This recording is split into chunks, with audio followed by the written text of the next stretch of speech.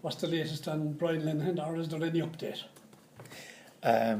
The official situation is that we received the bid, 2 bids, both that have been rejected, and one of the clubs has come back to us, and we're in negotiations with them, and there's still quite a bit of work to do, but it's we believe that another bid is due to come in today. It hadn't come in this morning, but we're in negotiation with one club at the moment, and I suppose we expect that probably over the next 3 or 4 days to see how it'll pan out. It's not going to be clear cut, that's for sure, because there's a lot of talking to be done. Brian is aware of it, and he understands because it is complicated. So that's really where it's at. But personally, do I think he'll be gone across channel in the next number of weeks? I would expect that he will. And which would and I suppose what we have to make sure is that as a club that we get the proper deal. We certainly hope that Brian will get a good deal, and I suppose overall it's just that I suppose he gets the move that we feel will be good for us and good for him, and that it'll be a good progression for him, and that's where it's at the moment. Is it a huge distraction at the moment in between having lost to the league leaders and playing Pats, the champions, Friday night? I would say no, because we briefed it on Monday morning to the players and told them that obviously this will be in the papers for quite a while. There'll be lots of speculations, there'll be lots of figures mentioned, most of it won't be accurate, and so the players were told first thing that the situation, and bar the day-to-day slagging that's going on every day with Lenny and the lads telling them that they'll be over visiting them and he'll be taking them out and the whole lot. It's been good banter, so I would say no. Certainly, it's some of the money they're saying he's going to get anyway. Well, sure. He'll be able to fly him over. With some of the figures I'm hearing, I might go over myself, so. John, it's suggested that whoever takes him might loan him back to you for the rest of the season. Is that something that you'll be pushing for in negotiations? It's very complicated because there's lots of different issues, and you see, I suppose the difference is compared to the old days when you just had 2 clubs talking to each other. Now you have managers talking to each other, the chief executives talking to each other, the agents talking to each other. It's so complicated, and I suppose the problem is that in the old days it was just 2 people, you just did a deal. Now there's so many people involved, and they all have to get their own cut and their own. So you've the agents on their side, the agents on the side over here, the players' agents. So it's from that point of view, it's very, very delicate. It's very hard to predict, and I suppose from my point of view, it's frustrating. Because it would be much better and clearer for the player if you could just do a direct deal. But that isn't possible at the minute. And but at the same time, to be fair, the club we're speaking to at the moment, we're getting on quite well and we're moving along.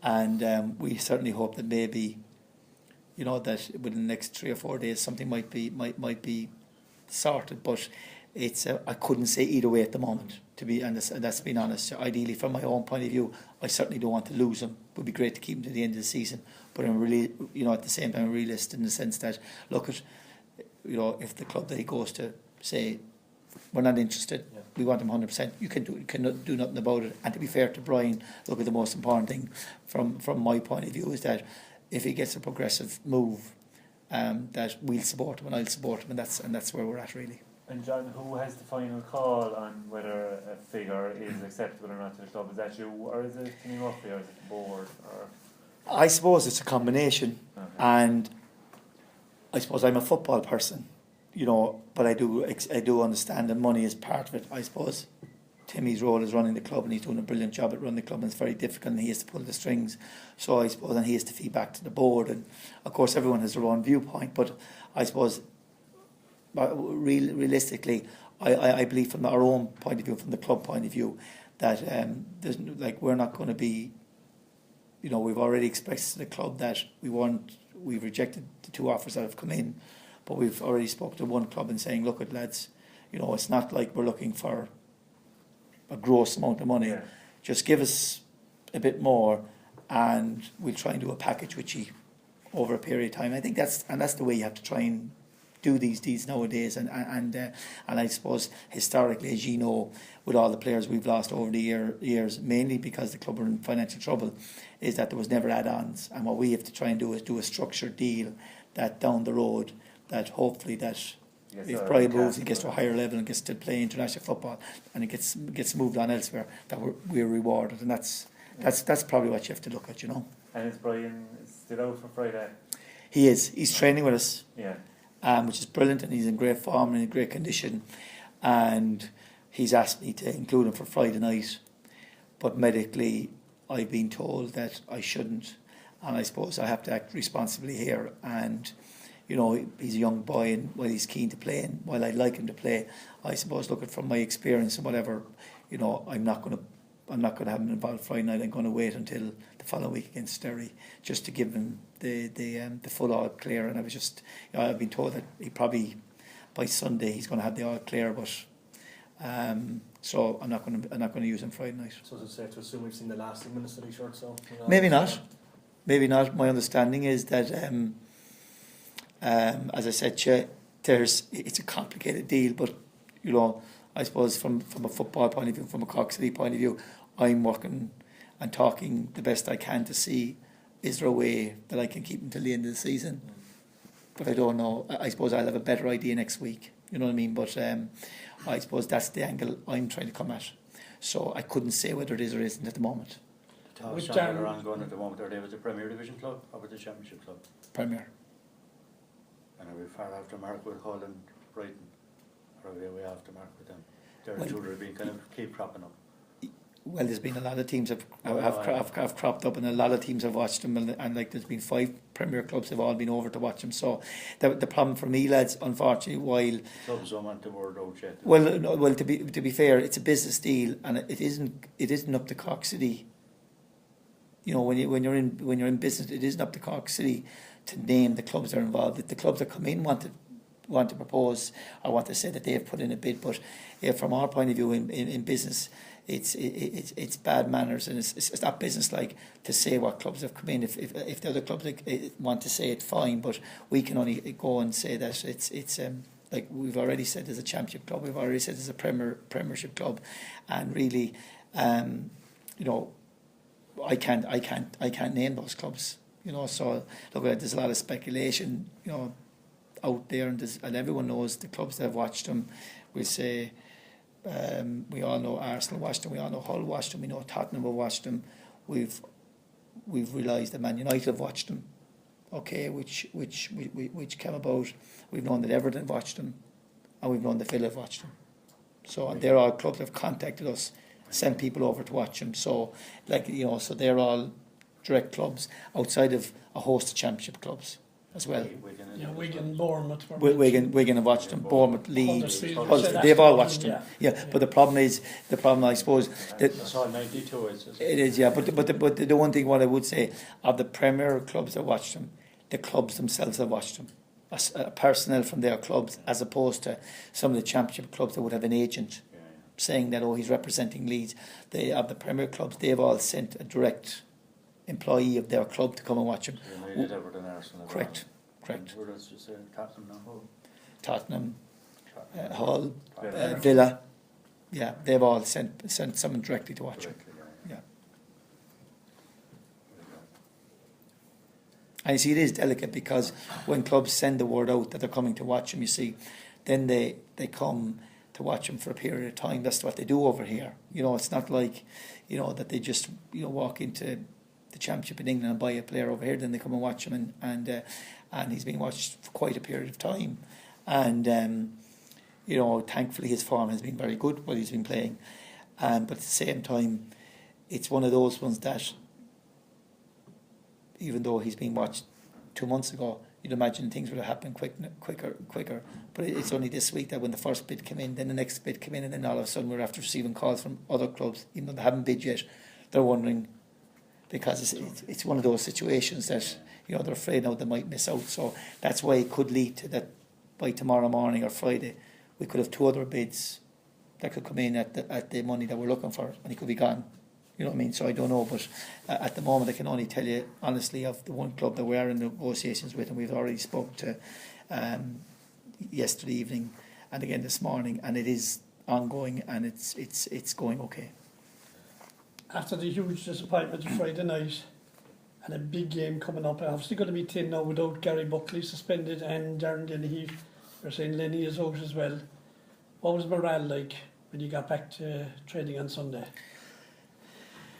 I know you're probably sick of me saying this, but I've been very lucky in the sense that the players that we have at this club and are representing the city and county of Cork are really, really good guys. They train really hard and they're just fantastic guys to deal with. And again, no different than last week when the training was good. We trained this week, Sunday, Monday. The training sessions were excellent. Everyone was disappointed. Obviously, there's a feeling nationally that we're out of the running. Personally, I don't feel that. And I think the players feel that, that maybe they've been written off, and we're hoping that we've trained very, very well again this week and again this morning. And I think the players feel that, maybe that last Friday night we were a little bit unlucky, but you still at the same time you have to move on. And I think everyone knows, again, this week it's a crucial game for us. It's not only crucial to stay in second position, it's crucial for us to stay in there from a European point of view, because obviously, with the change of managers, with Rovers getting a new manager, and Pats after winning the last two games, after coming back on the rebound, and you look at Derry, all of a sudden have got 3 or 4 results together, and you say to yourself, if they string another 3 or 4 wins together, they might come back into the pack. So it's very, very delicate. But look, I think we know, again, Pats champions last year. We drew them start of the year. We lost with a last minute goal in injury time above there. We know how difficult it is. They're very strong. The team play great passing football. So I think we know how difficult it's going to be. But at the same time, after the performance the previous week against Bohemians when we played very poorly, I think leaving the ground last Friday night, I think it was fair to say that Dundalk were a very good side. But I think over the 90 minutes, we probably deserved a draw. And I think the lads felt that. So hopefully Friday night we can give another high energy performance, and hopefully this week we can get the result. Yeah, the crowd were magnificent last Friday night, and everybody's needed again, aren't they, in Turner's Cross this Friday night, because a return of 1 point from the 4 games so far against Pats and Dundalk, like a victory is paramount this week. Yeah, I suppose a lot has been made that it's we've taken 1 point out of the 4 games. I think, to be fair, and I've said this, that the very first game of the season we had 10 men for half an hour, and the second game against St. Pat's we lost to a 94th minute goal. The 4-0 game against Dundalk, there's no dispute over. And then you look at last week's game. So while one point out of 12 looks a poor return, when you look at the matches, you'd say to yourself, well, we possibly were a little bit unlucky in some occasions, but the facts are it's 1 out of 12. And you're right, we need to bounce back. But to be fair, I think that we're close. We're not far off. And like the one thing I keep saying about the crowd, and I honestly believe, I think the crowd can see that this year's team, there's a link between the crowd and the team. I think if you go back over the years, there was certain years when our followers had a strong link with the team, and I actually believe the crowd this year feel a strong link with the team, because I think they can see there's genuine honesty in that team, and they're really playing their hearts out. And while we were very, very disappointed last week, at the same time we still believe that sort of we're thereabouts. And I suppose Friday night's another one. Obviously we're not stupid. If we lose Friday night, it's going to be a terrible setback. But our focus all week again is to see, can we get the 3 points, and we believe we can. And we certainly need the crowd. And I suppose unfortunately you look at it just shows you, like I've been in Turner's Cross last week before the match, and it was raining heavy at the time, and I remember meeting Timmy, and Timmy was saying it's disappointing, it's raining, the crowd will be down. I says, Timmy, there's no fear about the crowd tonight. You could sense all week people were going, so it didn't matter how heavy the rain was, people were going to turn up last week. And even though it was a knockback, I still believe that this Friday night the crowd will still come out in force, because I think they can sense that the team are are close to him, they can sense there's a lot of honesty and passion in the team, and I think sort of they know how important they are to us, and hopefully again the crowd Friday night will be big, and we need it to be big. And no Padraig Sutton this week. Don't say anything about that. I won't, and to be fair, look at a lot was made at the weekend. It was ironic, I think, that on Soccer Republic that there was no mention of any decision. There was no mention of handball, the last kick of the game, which quite clearly in Setanta, both people in Setanta said it was a clear, blatant penalty hit the guy's hand. There was no mention of John O'Flynn's incident, which was quite clearly, as we've seen ourselves on our own DVD, when he was taken out, he was pushed. It's grand. It's easy to say after as well. It was only a small push. The guy was throwing goal. He was pushed. End of story. But I tell you what, last Monday night I was at a match in Dublin between Shamrock Rovers and Bohemians, and a guy called Rob Rogers ref the match, and took his first yellow card out after 78 minutes. And I thought it was one of the best displays of refereeing. He spoke to the players all night. He could have given out about 6 yellow cards or 7 yellow cards at that point because it was a feisty Dublin match, and he just let the game move on. No physio came on the pitch. Guys were going in good and hard, and he spoke to players and told them to get up and play away. And I thought it was a great display of refereeing. But then again, I suppose that's the way I like to see it. We know anyway, Friday night, Pat's coming down to us. We have to be careful. As I keep saying, I asked the lads to play with honesty. Unfortunately, I think there might have been preconceived ideas that some people are making in their head that it's going in over the top or something, which isn't the case. And our record this year, bar in 3 matches, our record of red cards and yellow cards has been excellent. In most games we've ended up with, in most cases, 1 to 2 yellow cards, bar 3 matches where we've had 1 official. And so that's I want to leave it at that. But at the same time, I said to the lads this week, let's get focused, let's get back to our working hard as we've been doing last week and we've been doing all season, and try and put in a good performance, and hopefully we can get the result on Friday night. Any other injuries apart from Brian? Gavin Kavanagh didn't train this morning, and obviously Rob Lehan is probably 2 or 3 weeks away from being available, and Garrod is back in with us this week. He's trained every day, so after coming back in last Friday, which was tough for him because he gave an outstanding display, but they just got caught for a bit of match sharpness. So obviously he's had no reaction, which has been good. So Rob has really been the only fella that's going to be out for another little while. Okay. And Killian Morrison is fully fit, is he? Killian is fully fit, yeah. And new to the scene, Josh, how are you finding the step up? Yeah, obviously there's obviously a step up in quality there, step up in standard. Obviously on the pitch the tempo is a lot quicker, and I think a lot of it is not only ability wise but in the head as well. You know, you have to know what you're doing. Your thinking process has to be quicker, and basically everything has to be quicker and to a better standard. Touch got to be good, passes sharper.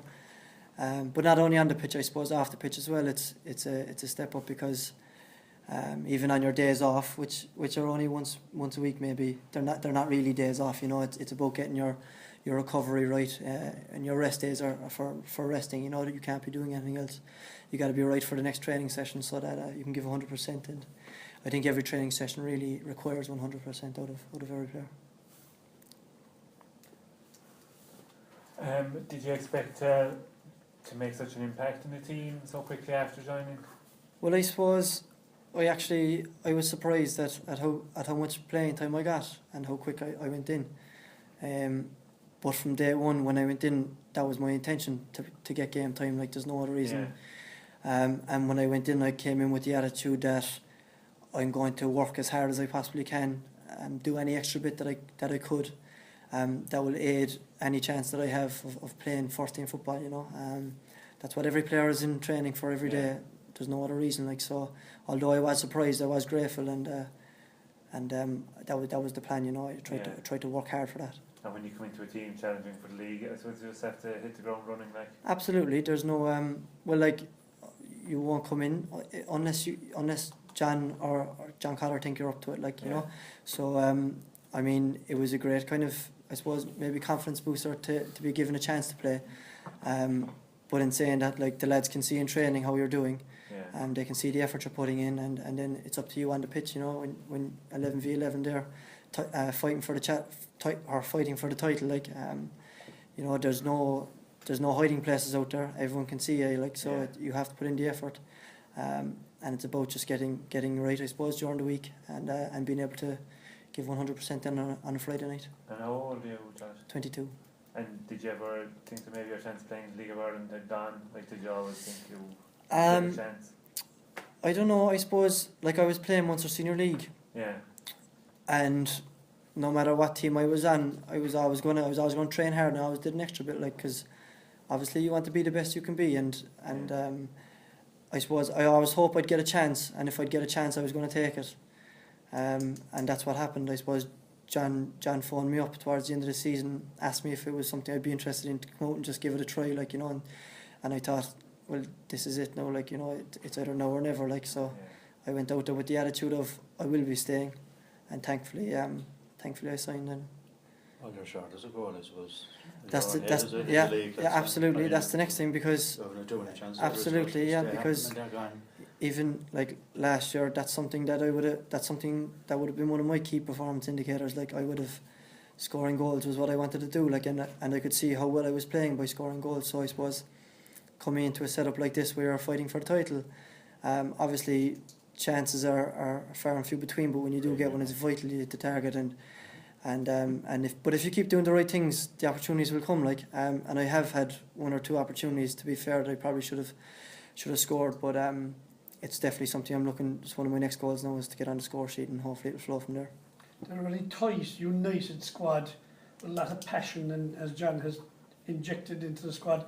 Was it hard for a young fella like yourself to break in? I didn't think so, because I suppose the lads are of the opinion that if you're willing to work hard and give as much as they do and show that you're as passionate as they are, I suppose it's easy for them to bring you in. Then, you know, they can see where you're coming from.